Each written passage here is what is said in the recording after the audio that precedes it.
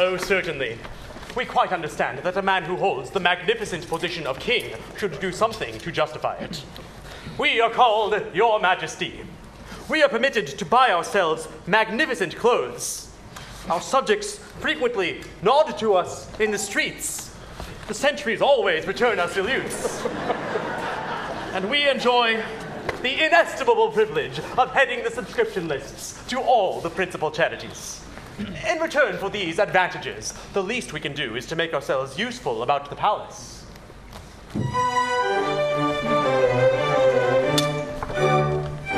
Rising early in the morning, we proceed to light the fire. Then our Majesty, adorning in its workaday attire, we embark without delay on the duties of the day.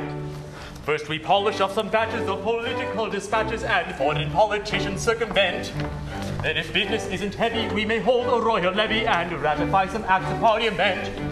Then we probably review the household troops with the usual shallow hopes and shallow hoops, or receive a ceremonial on stage, an interesting Eastern potentate. After that we generally go and dress a private rally. It's a rather nervous beauty, he's a touchy little man. Write some letters literary for our private secretary. He is shaky in his spelling, so we help him if we can.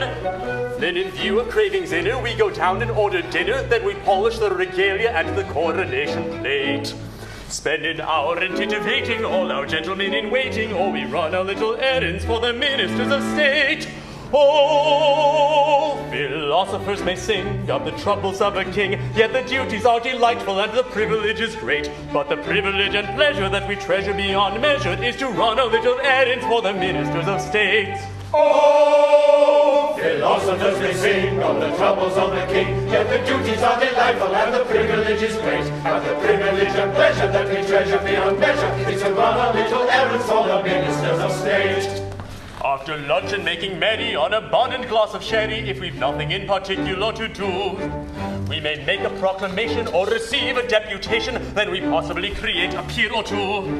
Then we help a fellow creature on his path with the garter or the thistle or the bath.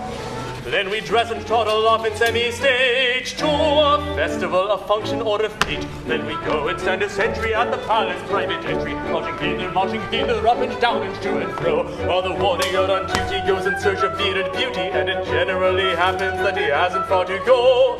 He relieves us if he's able, just in time to lay the table. Then we dine and serve the coffee, and at 12:30 or 1, with a pleasure that's emphatic, we retire to our attic with the gratifying feeling that our duty has been done. Oh, philosophers may sing of the troubles of a king, but of pleasures there are many and of worries there are none. And the culminating pleasure that we treasure beyond measure is the gratifying feeling that our duty has been done.